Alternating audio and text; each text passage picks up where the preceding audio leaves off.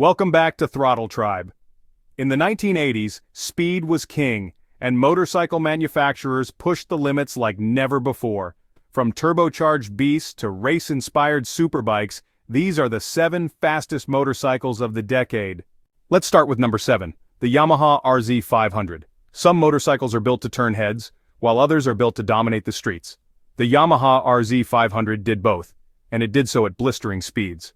Released in the mid-1980s, this wasn't just another fast motorcycle. It was a machine that brought Grand Prix racing technology straight to the streets. Yamaha set out to create something special, something that captured the raw aggression of their two-stroke race bikes, and they absolutely nailed it.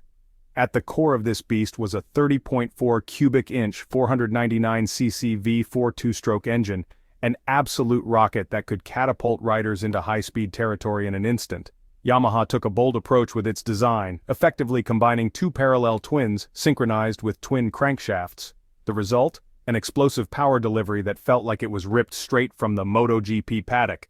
But the RZ500 wasn't just about raw horsepower, it was also about lightweight agility. Weighing in at approximately 440 pounds dry, it was a featherweight in the high-performance category. This made it wickedly fast off the line and razor-sharp in the corners. Its rigid steel perimeter frame gave it the precision handling needed to dominate both the streets and the track. Braking was just as crucial as speed, and Yamaha delivered with a twin-disc front braking system that provided superbike-level stopping power. And that was a necessity, not a luxury, considering this beast could blast past 140 mph without breaking a sweat. The Yamaha Power Valve System, YPVS, an advanced exhaust tuning mechanism, ensured that power delivery stayed strong across the rev range. This meant the bike felt just as vicious in the mid-range as it did at full throttle. Fuel efficiency? That was an afterthought. This machine devoured fuel at an average of 35 miles per gallon. But let's be honest, nobody bought the Yamaha RZ500 to save gas money. They bought it to own the fastest machine of its time. This was Yamaha's way of proving they could take a race-winning formula and turn it into a street weapon. It was loud, aggressive, and completely unapologetic. If you wanted to feel like a Grand Prix racer every time you twisted the throttle, this was the bike to do it. Number 6, Honda VF1000R. The Honda VF1000R wasn't just another high-performance bike, it was a machine designed to bring racing technology straight to the streets. Released in the mid-1980s, this motorcycle took inspiration from Honda's endurance racers, turning heads with its aggressive design and blistering speed. At its core was a 60.9 cubic inch liquid-cooled V4 engine, a configuration heavily influenced by Honda's competition bikes.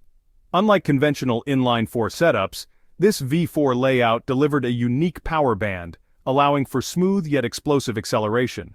But this bike wasn't just about raw speed, it was about harnessing power in a way that made it feel unstoppable on the open road. The Honda VF1000R was no lightweight, tipping the scales at approximately 610 pounds, wet weight. That extra weight, however, came with serious stability. The rigid steel frame and aerodynamic full fairing kept it planted at high speeds, a necessity for a bike capable of reaching 150 mph. Unlike some of its twitchy competitors, this machine handled long highway blasts and aggressive cornering with confidence. Stopping power was just as crucial as speed, and Honda ensured this bike could brake as hard as it accelerated. Dual front disc brakes with twin piston calipers provided strong, predictable braking even when pushing the limits. With 117 horsepower, the VF1000R was one of the fastest production motorcycles of its time. Suspension was another area where Honda went all in. The bike featured a sophisticated rear monoshock with ProLink technology, offering a balance between comfort and sporty handling. Up front, adjustable forks allowed riders to fine-tune the suspension for better control engineering that made the VF1000R not just fast but one of the most refined motorcycles of the decade. Fuel economy? Well, that wasn't its strongest point, averaging 35 to 42 mpg depending on riding style. But let's be honest, nobody bought this bike for fuel savings. They bought it as a statement of power, speed, and racing pedigree. When Honda built the VF1000R, they didn't just want to compete, they wanted to set a new benchmark for performance.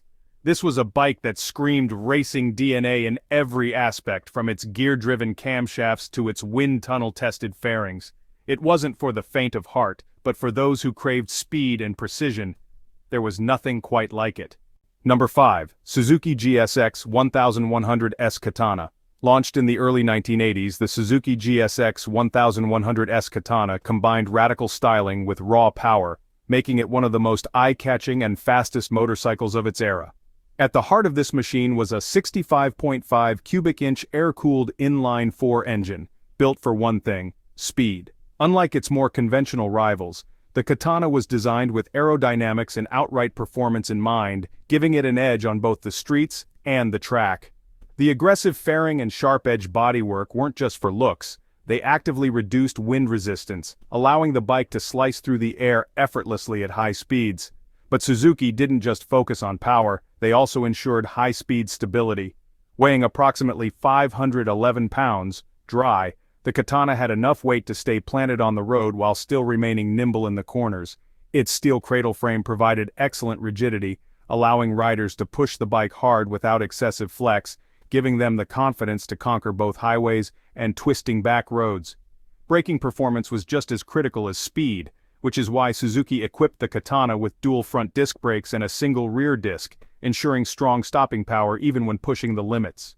And that was essential, considering this bike could easily surpass 135 mph, making it one of the fastest production motorcycles of its time. Riders who pushed this machine to the limit appreciated its advanced suspension setup, featuring an adjustable front fork and a rear monoshock, allowing for a finely tuned ride. Whether leaning hard into corners or blasting down a straightaway, the Katana always felt planted and predictable, something not all early superbikes could claim. Of course, fuel economy wasn't its strong suit, averaging around 40 mpg, but that was a small price to pay for owning one of the boldest and fastest motorcycles of the decade. The Suzuki GSX 1100S Katana was more than just a high-performance machine, it was a statement, proving that speed and style could go hand in hand. Number 4. Kawasaki GPZ 750 Turbo. Some motorcycles change the game and others leave everyone scrambling to catch up. The Kawasaki GPZ 750 Turbo was one of those machines. Released in the mid-1980s, this motorcycle was Kawasaki's way of proving that forced induction wasn't just a gimmick, it was the future of high-speed performance. At its core was a 45 cubic inch inline-4 engine, but this was no ordinary power plant. It was fitted with a Hitachi turbocharger, an advanced piece of engineering that pushed power output far beyond what anyone expected from a mid-sized motorcycle.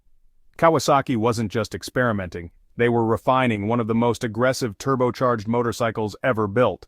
Unlike some early turbo bikes that suffered from turbo lag, the GPZ 750 Turbo delivered instant and brutal acceleration.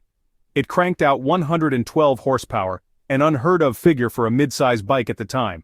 That power translated directly to speed, allowing this machine to blast past 145 miles per hour, making it one of the fastest production motorcycles of its decade.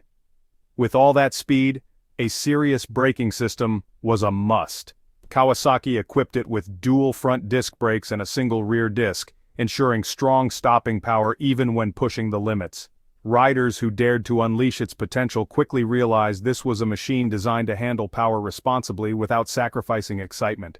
Despite being heavier than its non-turbo counterparts, tipping the scales at 552 pounds, this motorcycle remained incredibly stable at high speeds.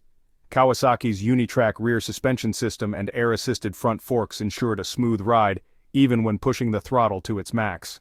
Fuel efficiency? Not its strong suit, averaging around 38 miles per gallon, but let's be honest, nobody bought this motorcycle to save money on gas. They bought it because it was a high-speed experiment turned into a street weapon. The Kawasaki GPZ 750 Turbo was proof that turbocharging wasn't just a passing trend, it was a force to be reckoned with. Fast, aggressive, and ahead of its time, it perfectly embodied what the 1980s were all about, pushing the limits and leaving everyone else in the dust. Number 3. Honda Vive 65 Magna. Released in the early 1980s, the Honda Vive 65 Magna shattered expectations of what a cruiser could be. It took everything people assumed about these bikes and threw it out the window, delivering a machine that could go toe-to-toe with sport bikes while still offering a relaxed riding position. At its core was a 67.0 cubic inch liquid-cooled V4 engine, and Honda did not hold back when designing this power plant. Borrowing technology from their racing bikes, They built an engine that could deliver ferocious power without sacrificing smoothness. Unlike traditional cruisers that rumbled down the road, the V65 Magna roared past everything in its path. It wasn't just fast, it was shockingly fast for its class. Producing 116 horsepower, an unheard-of figure for a cruiser at the time, this beast could sprint past 137 miles per hour, making it one of the fastest motorcycles of its era. To keep this powerhouse under control, Honda equipped it with a dual-disc braking system in the front and a single-disc brake in the rear, ensuring strong and predictable stopping power. This was crucial for a motorcycle that could complete the quarter mile in under 11.5 seconds, putting it in direct competition with some of the fastest superbikes of its decade. Weighing in at 618 pounds wet, the V65 Magna wasn't exactly light, but Honda balanced its weight distribution well, giving it better handling than most cruisers of its time. Its long wheelbase and raked-out front end made it incredibly stable at high speeds, though it required some effort to muscle through corners. Fuel economy wasn't its strongest feature, averaging around 39 miles per gallon. But let's be honest, no one was buying this motorcycle for efficiency. This was a machine for riders who wanted to crush speed limits and dominate straightaways. The Honda 565 Magna redefined what a cruiser could be, blending brute force with refined engineering. It wasn't just a comfortable ride, it was a motorcycle that could embarrass sport bikes in a drag race, proving that Honda knew exactly how to rewrite the rules of performance. Which of these motorcycles would you ride flat out, and which one belongs in the history books? Number 2. Yamaha FZR 1000 Genesis. The Yamaha FZR 1000 was one of those rare machines that didn't just participate in the superbike wars of the 1980s. It set the pace with cutting-edge technology and aggressive performance. This motorcycle proved that Yamaha wasn't just competing, they were dominating. At the core of this machine sat a 60.4 cubic inch liquid-cooled inline-4 engine, an engineering marvel that pushed Yamaha's performance limits. What made it stand out was its 5-valve per-cylinder design, a feature rarely seen in production motorcycles at the time. By improving airflow and combustion efficiency, Yamaha gave this bike an unrelenting surge of power that felt smooth yet vicious when the throttle was twisted. But the FZR 1000 wasn't just about raw horsepower, it was about making speed effortless. With 135 horsepower, it allowed riders to rocket past 160 miles per hour with ease. That kind of velocity was unheard of for a street-legal machine, putting it light years ahead of its rivals. Despite its immense power, handling was one of this motorcycle's strongest assets. Yamaha kept the weight down to 461 pounds dry, thanks to a lightweight aluminum frame that offered remarkable rigidity. A 57.5-inch wheelbase kept it stable at high speeds, yet agile enough to flick through corners like a precision instrument. Stopping power was just as critical, and Yamaha made sure this bike had it. A dual front disc setup paired with a single rear disc provided the kind of braking performance needed for a motorcycle capable of completing the quarter mile in under 11.5 seconds. Of course, fuel economy wasn't the selling point, averaging around 32 miles per gallon, but anyone riding this machine knew it was built for speed, not efficiency. Yamaha didn't build the FZR 1000 to follow trends, they built it to lead the charge into the future. This was a machine that didn't just win races, it forced the competition to evolve. Number 1. Honda CBR 1000F. Not all fast motorcycles demand sacrifices. Some deliver unmatched speed without punishing the rider. That's exactly what the Honda CBR 1000F achieved. Released in the late 1980s, this machine was built for riders who wanted power, refinement, and long-distance capability all in one package. At its heart sat a 60.9 cubic inch liquid-cooled inline-4 engine. Unlike the rough and aggressive power plants found in many sport bikes of its time, this one was remarkably smooth, delivering effortless power without excessive vibrations.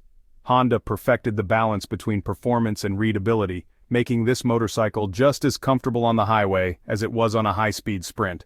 But make no mistake, this bike was no slouch when it came to outright speed. It produced 135 horsepower, more than enough to push past 154 miles per hour, making it one of the fastest production motorcycles of its era. It could keep up with pure sport bikes while offering far superior comfort and stability at high speeds. With great power came great control, and Honda ensured this bike handled exceptionally well for its size. Despite its 564-pound wet weight, it remained planted and steady, even when pushing past triple-digit speeds.